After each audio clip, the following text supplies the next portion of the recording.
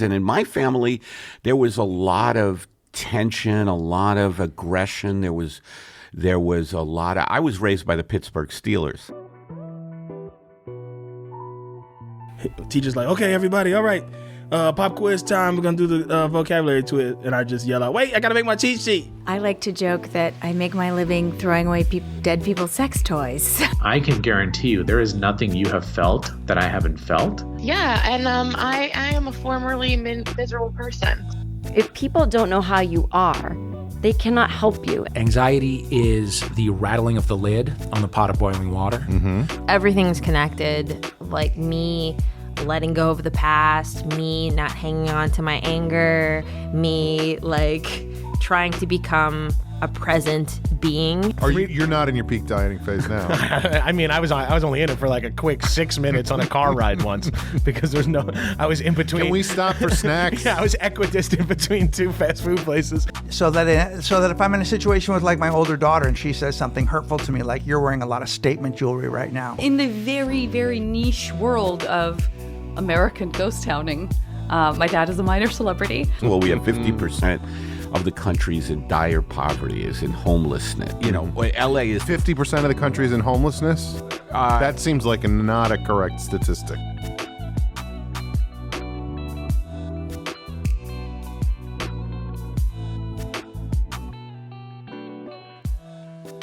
Hi there, my name is Sean Conroy, and this is Sean Conroy Gets Happier. My guest today is comedian Eddie Pepitone. The first time I ever saw him on stage, Eddie was auditioning for an improvisational comedy group called Chicago City Limits at the Jan Hus Church on East 74th Street in New York City. It was May of 1993, and I was also auditioning. Eddie did a scene as a father who was furiously angry at his son for not playing catch correctly. Eddie and the scene were hilarious. He improvised with a pulsating intensity, with overwhelming commitment. He was unlike any performer I'd ever worked with or even seen. Eddie and I traveled the country with that group for years. Then we wrote and performed a couple of sketch shows together. Then we started doing stand-up. In fact, we hosted the first regular booked stand-up show at UCB together, which was called Hump Night. We started a podcast together called The Long Shot Podcast. We generally had a lot of fun. What I'm saying is Eddie and I have a history. Hopefully some of that comes through on this episode.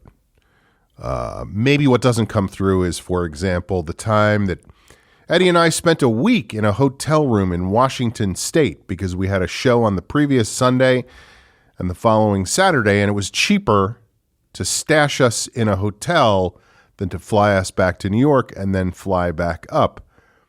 So to avoid the rest of the people we were on the trip with, we went to a store and bought Joker and Batman walkie-talkies and hid out in our room, hiding on either side of the bed from each other and talking over the walkie-talkie. That was the same trip where Eddie looked in the mirror and noticed that he had bumps on his tongue and wanted me to reassure him that he would not die.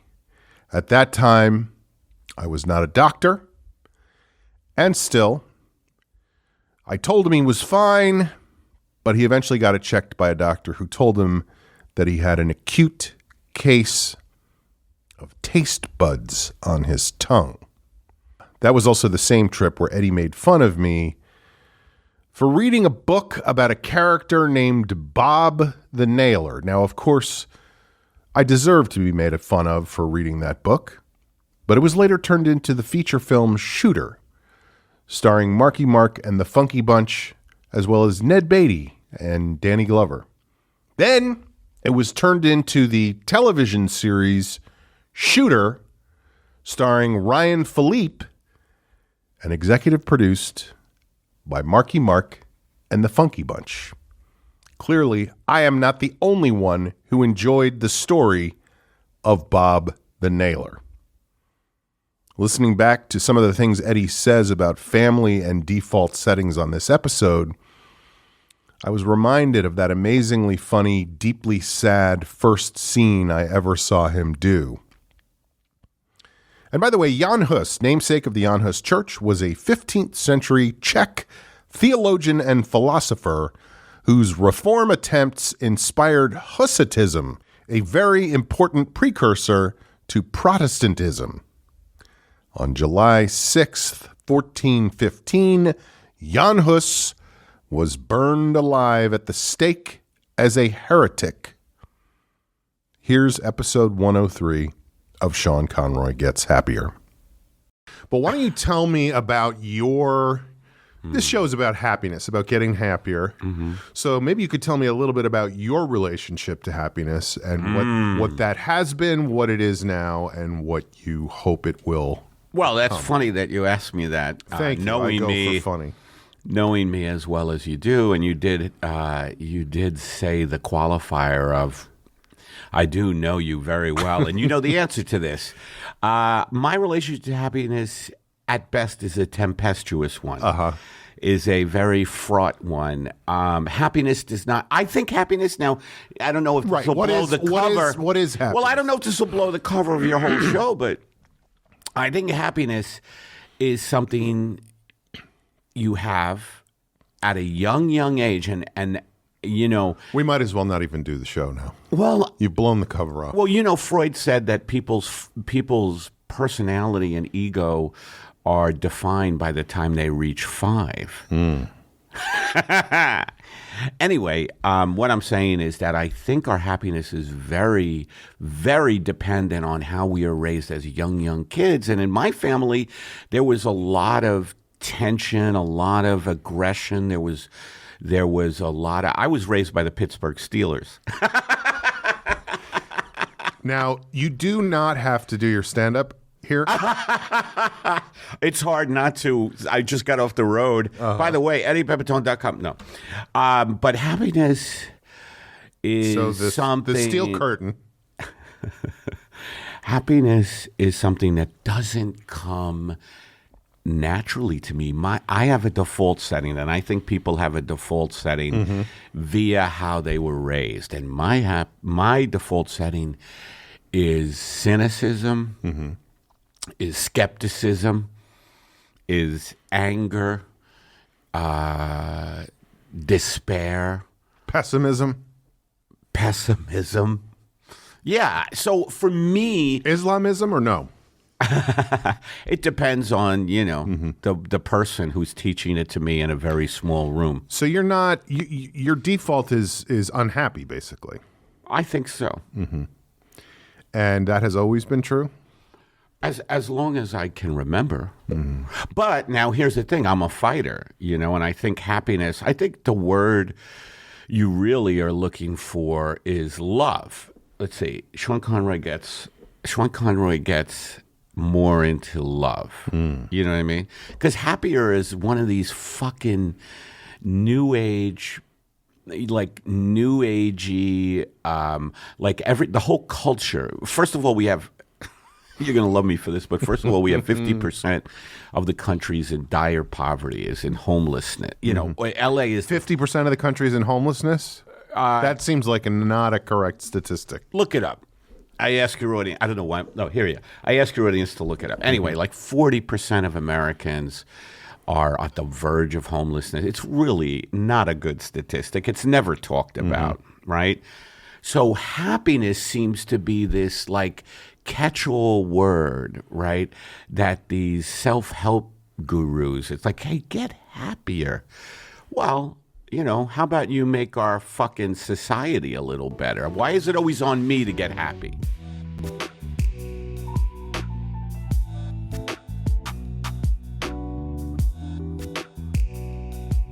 But doing stand-up for me is what is my contribution to society, because I just did the road and I did it all over the South. And, you know, there's a lot of people who come up to me and are like just really grateful for my comedy.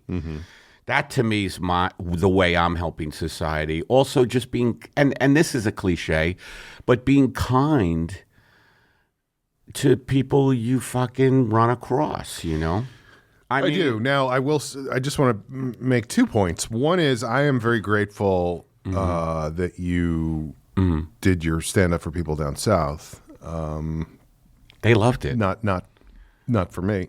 But are you being grateful that I wasn't doing stand-up for you? Yes. And the second point I would make, it's not even making a point, but you're saying be kind to people. Yeah. I agree 100%. Do you find that difficult? No. I don't. Except all the time. Except from the hours of when I wake up and go to bed. No, I was going to say that it's easier for me to be kind to strangers. Like, oh, yeah, you go ahead. Or meeting people, oh, no, yes, oh, absolutely. Oh, I'll pay for your bagel if you don't have money. Oh, wait a minute. An everything bagel? I can't pay for that. I would have paid for a plane.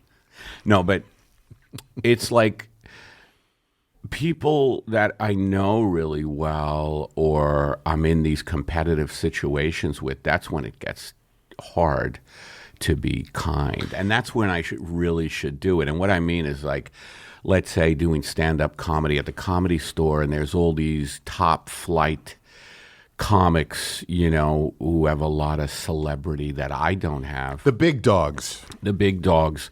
And why can't I be kind to them, but I feel threatened. So when I feel threatened, it's hard for me to be kind or in a state of happiness. And now correct me if I'm wrong, but it sounds like what you're saying is you feel more threatened by people you know than by people you don't know. Well, absolutely. How can I be threatened by people I don't know? Well, that's called mugging. Yes. That I do feel. There are certain fellows who threaten me, and I don't know them, and I'm like, what's your beef? But that's because they're actually threatening you as opposed to just existing and you feeling an existential threat from them. I think a lot of it's existential threat.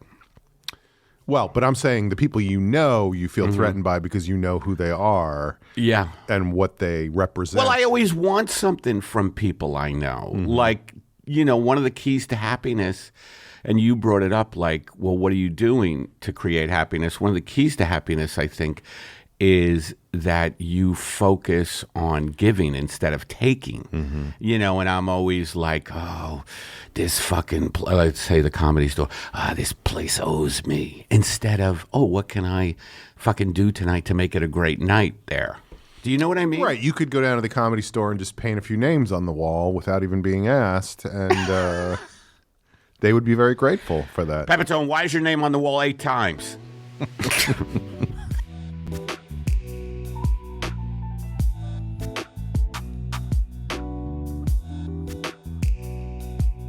Just to bring it back to not society, but yourself. Yeah. One of the things we've talked a lot about on this show is the idea that happiness is a choice, and you can sort of identify the things that are making you less happy and choose not to engage in those things or choose to change those behaviors. So do you feel like that's something you have done as you have started to approach the deathbed? early middle age? By the way, one of my favorite things to say to people, and I didn't say it at all in this stand-up in the South or the Northeast, is I come up and I go, I'm 28. This business is aging me very quickly. By the way, I like that you don't ever get specific about where you do stand-up. You're just doing regions of the country. I'll tell you. I was below the equator. I was below the equator. Next year, I'm going to hit the Midwest and the Pacific Northwest. I have 2 spots. Why am I doing that? I don't know. But happiness is a choice. I think up to a point that is true. I guess I'm just saying, but I'm just saying you can affect your own. Look, if happiness were a choice, why in hell aren't we all happy? I think that's the eternal question. I think there's a lot of behaviors that people engage in that aren't necessarily going to make them happier. Why? Why would they do that? Is my question to you. Do you, well, and I would turn that question right back around on you. Do you feel like there are things you do that if you took a step backwards and said, is this making me happier or is it not making me happier? You could say, why am I doing this to myself? Yeah. One big one for me is food. Like, and here's the crux of that whole question is that it's either instant gratification or long-term happiness. And I choose more often than not instant gratification, which is fucked up. You know, I've always done that, like the instant gratification of eating something delicious and not stopping until I'm completely like a cat, a fat cat, just sated. Like I'm kind of like, you know, I'm just kind of. So your relationship with food is like, you know, give me what I want now and give me all of it and I'm not going to stop. Yeah. And even knowing that you will, I mean, tell me if I'm wrong about this, you will then go, why the fuck did I do that? Oh, yeah, absolutely. And like I've been putting on a lot of weight lately and I feel it and and I'm like, oh boy, I'm getting, you know, I'm reaching a danger point. Tipping point? Well, that's Gladwell, Malcolm Gladwell, and I'm not a fan ever since. And you're not a tipper, really. You. Here's a tip for you. Lucky Stripe, third race Santa Anita. So I think, you know, what we're talking about with happiness is like instant gratification gets in the way a lot. Like our and the internet is a huge one too. It's like, okay, I want, like if I sit down to write a script and then, you don't have to, when you talk about that, you don't have to actually type on the table we're sitting at because that might cause sound problems. Beethoven, that'd be Beethoven. I sit down to write symphony and ta-ta-ta-ta. He was a vampire. Hello, I'm Louis van Beethoven. Dialects have helped me very much throughout my career. So what you're saying is you were talking about the internet. Well, if I sit down to write a script, more often than not, I'll be like, let me see who liked my Instagram picture of myself on stage. It's this like need for validation, need for love that supersedes me doing my long-term work that would make me happier. And I think that for me, that's like how I self-sabotage happiness, kind of not sticking to my guns in my like long-term plans because I constantly get waylaid by short-term desire. Yeah. And how about you? You don't have to stick to your guns because nobody's ever taken those away, just so you know. I'm glad you're an NRA guy. Yeah. But here's another question. You have existed long enough that the internet was not a problem at one time. True.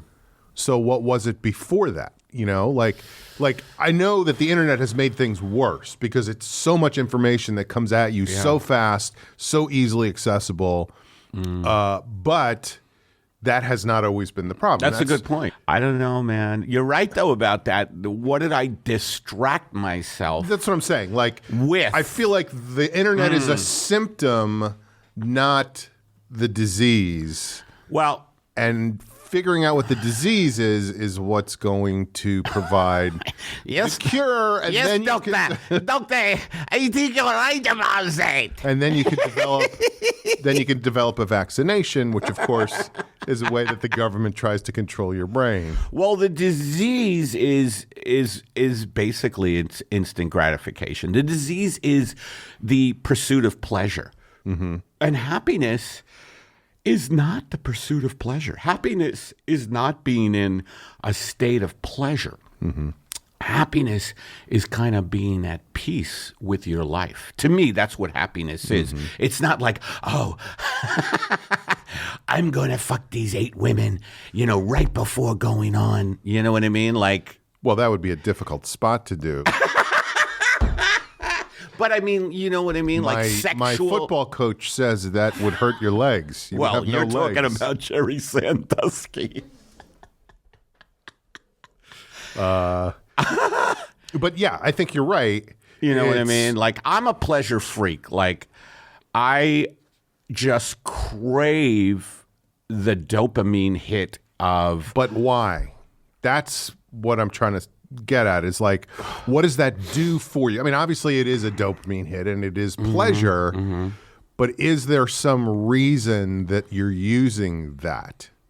I mean, because dopamine, if you think about it, dopamine is a drug, right? Absolutely. Like, so what does that do for you?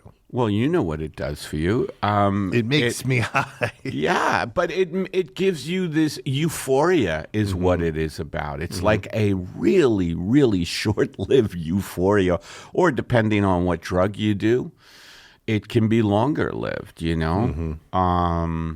Meth, apparently you can clean your house for 3 days. A lot of housekeepers are on meth, and they're very much in demand. Well, let me tell you, somebody was at my place yesterday, and let me tell you, she was not on meth, okay? Because that place is still. I'm glad you're doing well and you can afford a housekeeper. Oh, I'm not saying I could afford it.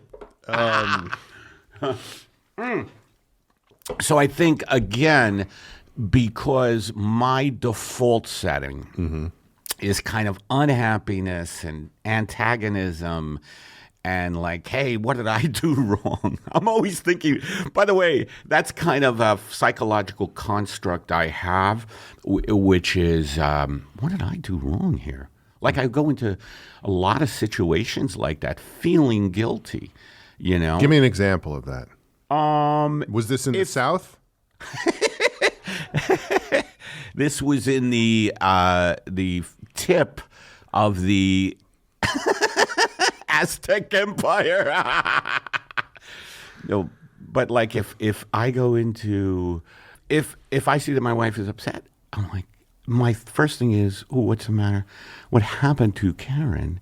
My first thing is, what did I do? You know what I mean? And that's kind of my default setting for a lot. So that also in my mind, and I'm not a trained professional, but that to me, you sure are coming off like one. That to me goes back to what you were talking about as far as childhood, like not being in control, but still feeling responsible. Exactly. For what was going wrong. Exactly. And so then, to get to your question, I seek the dopamine hit of validation, of love, because I don't have it naturally. And weren't you asking why? Why do you go for that dopamine I was very hit? frantically saying, why? Why? No, here's a thought I had. Yeah. Is that you're talking about your default setting, and how the pursuit of pleasure, instant gratification, helps you avoid that default setting of unhappiness, or at least in the short term postpones it for a brief time. Here's a question I have. What about thinking about it in terms of changing the default setting? Is that possible? Is it a goal you could work towards? Is it something you have thought about? Yes. And how would you go about doing something like that? That's my life's work in one manner of speaking, you know? Which manner? Downton Abbey? That's where's the cough button? I mean, fix it in post. That is my, that is what I'm trying to do, is become a more peaceful, happy person, because, and plus, as you get older, no longer is it possible to indulge the way you did as a kid in instant gratification. One, your time is running out. Two, your body is not equipped to ingest all kinds of different substances to make yourself feel really good, all the time without running into health problems, which is what I'm running into right now, But with the help of Officer Joe McDonald, I am, I'm in the PAL program, and I'm playing basketball with youngsters. He's your big brother? I just think it'd be funny if I applied to be adopted by a big brother and I'm always way older. Mm-hmm. It's like a 29-year-old kid, and And he's like, I'm not sure how this is supposed to work. And I'm like, come on, you're supposed to help me, idiot. Let's play a catch. Let's play a catch. The deadliest catch.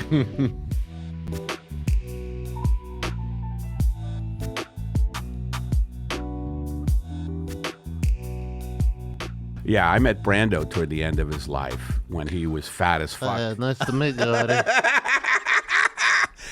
Oh, I wish I could say the same, Marlon. Well, I hear you're very into instant gratification.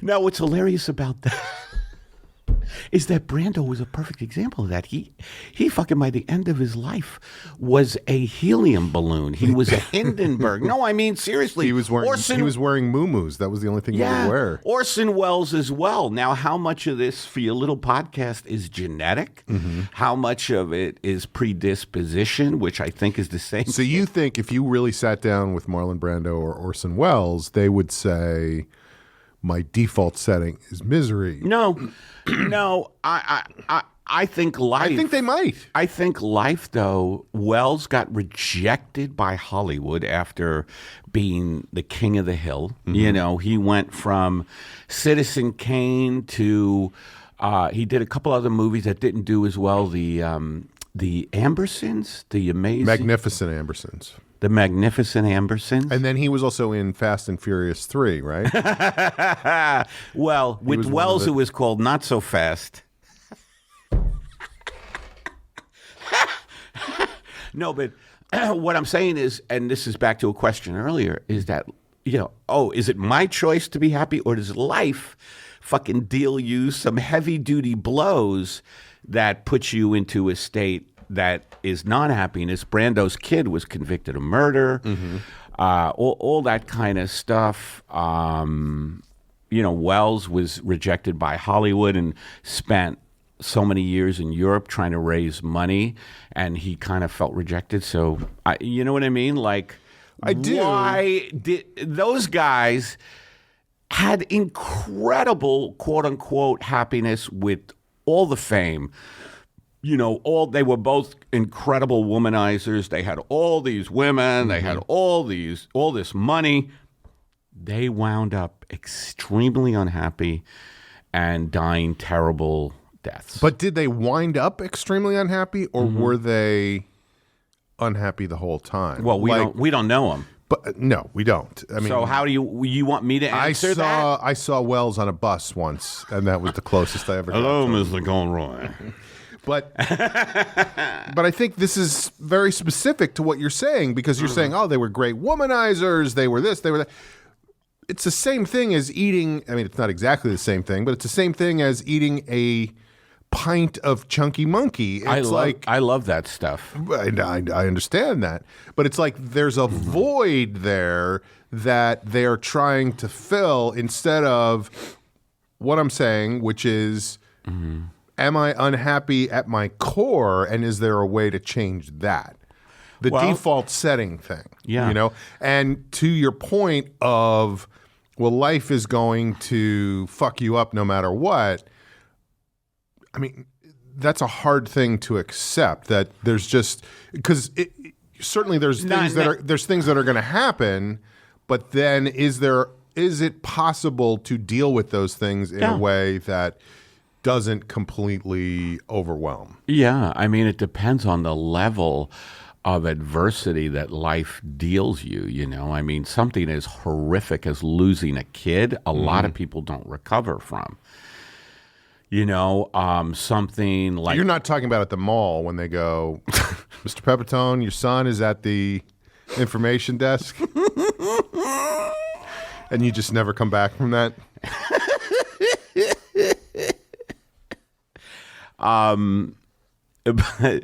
But yeah, so it depends on the the level of tragedy that you're dealing with. But yeah, and to your point or to your question of To something. To your question of like, can you change the default setting? You know, can you get through adversity? Yeah. I mean, there's well, those are two different things, right?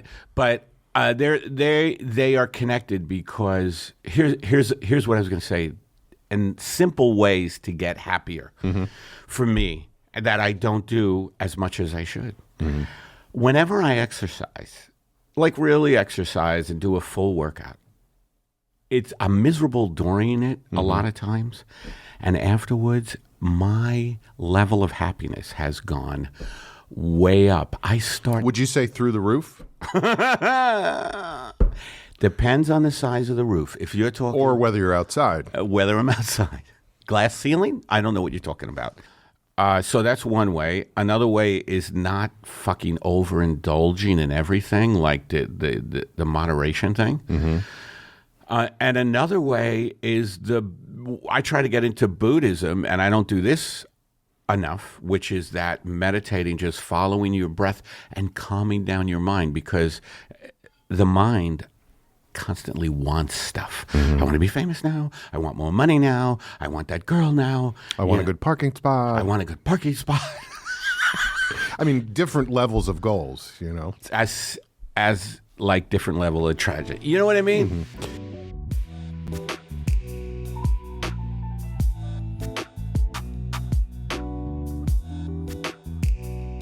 So, yeah, I feel like the reason people do, not the only reason, but one of the reasons people do get into spirituality, and I would put Buddhism under that category, yes, is for exactly what we're talking about, to change the default setting. Yes. To say, absolutely, whatever I'm doing is not working, is there a way to change that? Right. But I still go back to, because I'm interested in this, so you're having panic attacks. Yeah. How does that manifest itself? Well, the way they started to manifest with me, and the way they always do, is I don't even, what's wild about panic attacks is that when they come on, like what happens, I start to feel it physically. It's just a general nervousness that starts to build and that I cannot stop. You know, as a joke, I used to say, boy, you know you're fucked when you start saying to yourself, okay, let me just breathe and feel my hands. Which is what and that was, you did that in the Texas Panhandle. I believe it was the tip of the Panhandle. So that was something you were dealing with how? Medically? I had to go on. I actually suffered through these fucking things for years in New York before my shrink finally said, look, I think you've suffered enough. And they put me on Prozac. They being, she was a therapist. She referred me to a psychiatrist, and I went on Prozac. And Prozac... Was there not a moment where you said to your therapist, you could have done this 5 years ago? Yeah, I mean, it was a couple of years where I was having things like, and it was weird. It manifested in claustrophobia at one point. Like, all of a sudden, I'm afraid. Which is what, fear of spiders? Fear of the Panhandle. It manifested as claustrophobia. All of a sudden, I was afraid to get on New York City subways. Like, because they were too crowded. Elevators. I couldn't get and now where the fuck? Now that's what was flipping me out too, because I never had a problem with that.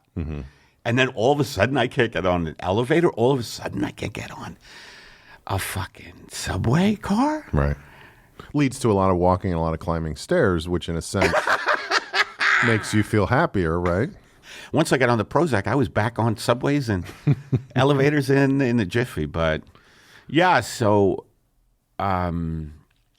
that's how they manifest, you know, like just weird, different ways. And what I realized, I was smoking a lot of weed back then. And what I realized was that by me smoking weed, right, I wasn't doing what I was put on earth to do, which is just being a performer. Because I was kind of just getting really lazy. I wasn't doing, good work. I would still show up, but not really doing good work.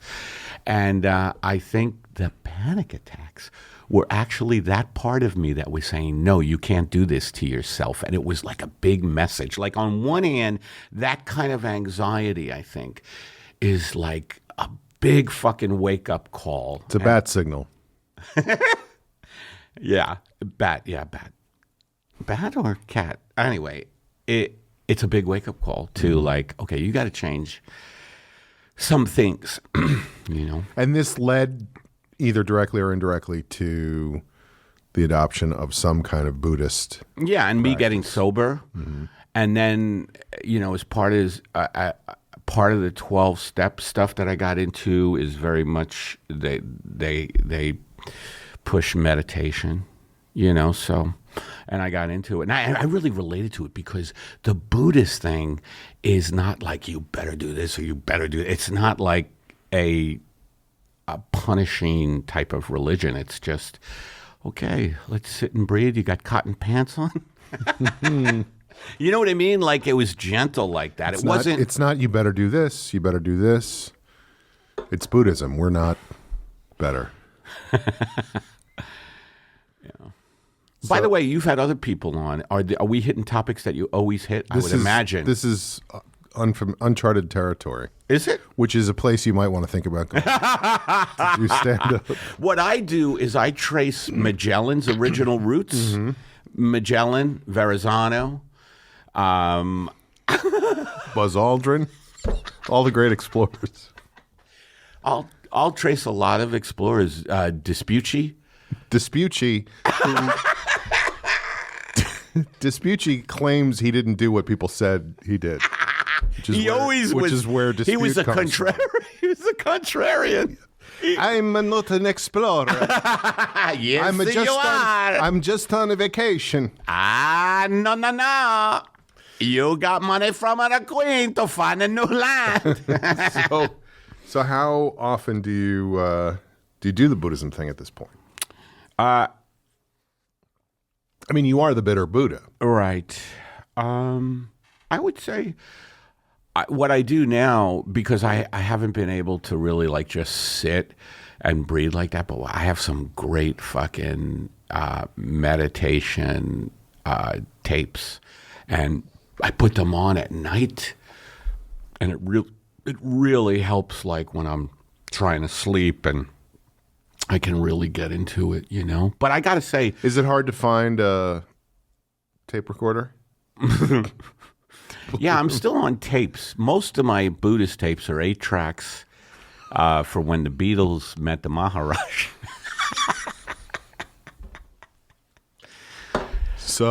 But again, it's all about that fucking constant struggle, like between wanting peace, which is happiness, or wanting excitement.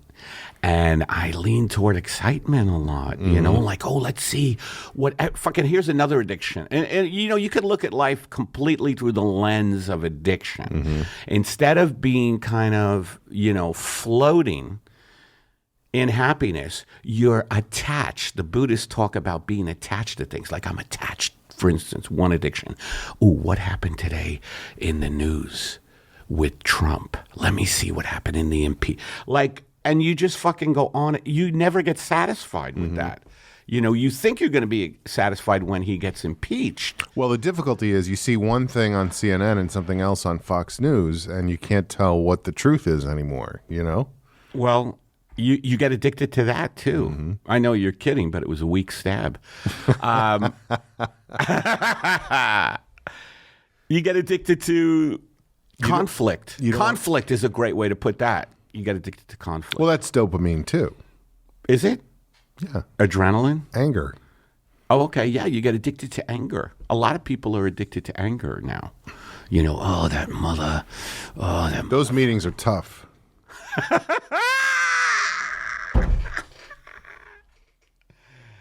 Oh, my God. Yeah. It's hard, man, to Like really, and here's a key to happiness for your listening audience. The 11 folks who tune in weekly. There's only 9 left. Is acceptance of yourself. Like that's what you're talking about at the beginning when you say, is there anything, like is it a choice to get happy, right? And I was saying, yeah, to an extent, but life deals you all this shit. And then the Buddhists would say, no, accept all of your shit, accept the fact that you're addicted to anger, accept the fact that you have all this guilt. Like, in other words, kind of accept your demons and don't indulge in them. They say by accepting them and kind of like just being with them, you'll calm them. As opposed to like, fuck, I'm going to try to meditate. You know what I mean? Like, you have to fucking kind of confront them.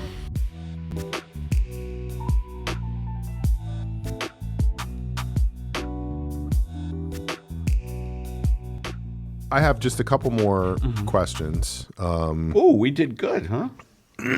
I wouldn't say that. That's your default setting. Yes. But here's my first question.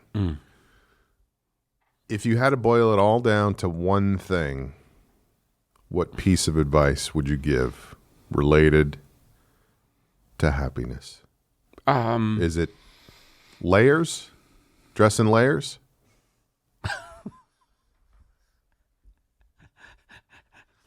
It sounds like you're pushing for that one. No, like no. you're in the office pool. Yes. I did have layers in the office pool of what Eddie's... Boy, that would be a bad pick. Yeah. Well, I think it's balance, which is very difficult to do. But balance in your life, meaning balance on...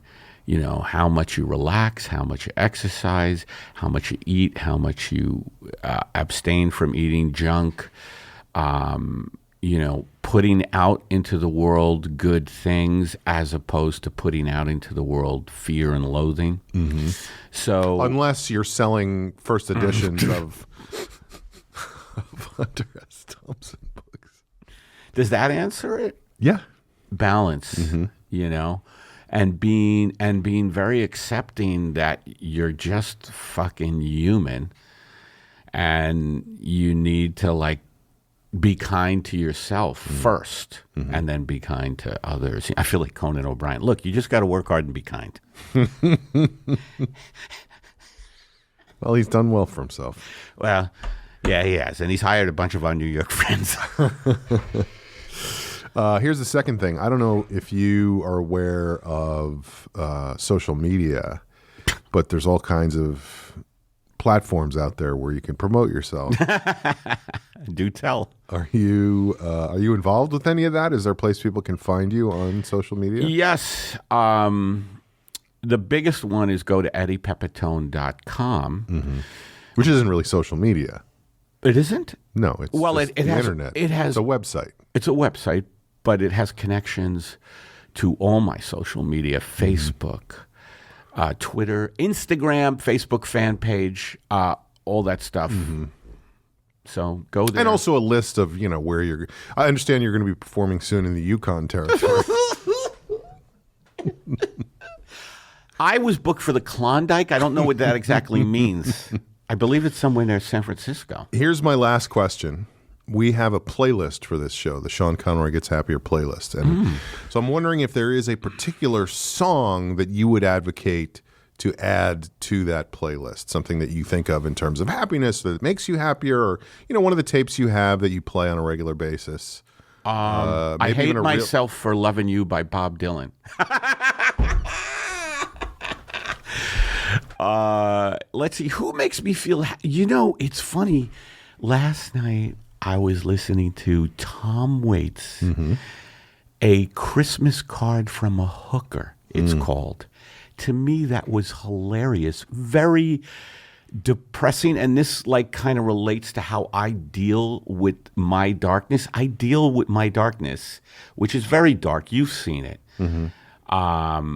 That's why I always carry a flashlight. Whenever we were hanging. Why are you wearing that miner's helmet whenever I come over for lunch? No reason. Want a toast point? But I like guys like Tom Waits to listen because there's tremendous like dark humor in his music. It's dark humor. So I would recommend Christmas Card from a Hooker. Great. Love it. Eddie Pepitone, thank you for being here. Thank you. And, please check me out at eddiepepitone.com and my web series, Comedians Without Cars Getting Soda. And in May, you'll be at the Tropic of Capricorn, correct? I will be in the Henry Miller novel.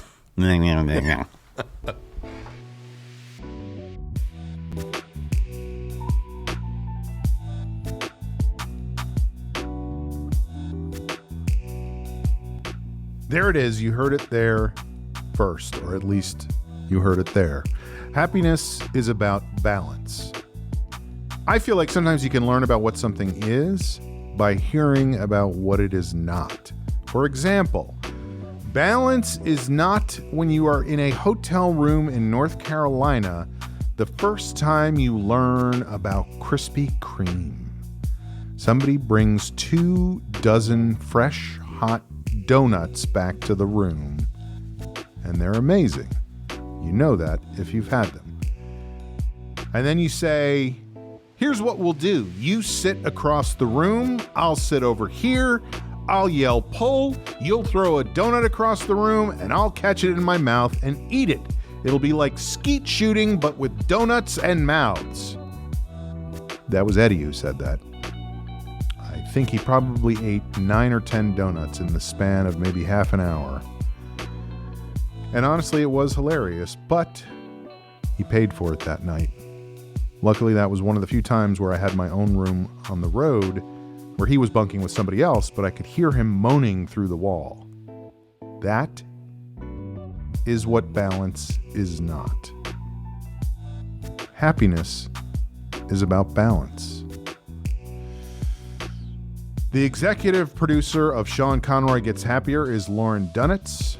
Our field producer is Pete Galamaga. The show is recorded at All Things Comedy Studios in Burbank, California.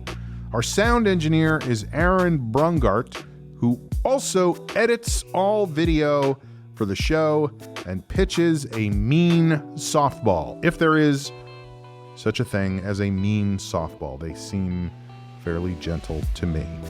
Special thanks to our guest, Eddie Pepitone, the Bitter Buddha. Follow me on Twitter and Instagram at Sean Conroy. Go to facebook.com and search Sean Conroy Gets Happier to join our Facebook group. Feel free to email us at seanconroygetshappier@gmail.com if you have questions, thoughts, ideas, suggestions, trivia, offers, propaganda, requests, recipes, follow-ups, demands, or answers. Sign up for my weekly bulletin at my website, seanconroy.com. It is free of charge and worth every penny. Thanks so much for listening. I hope you get happier.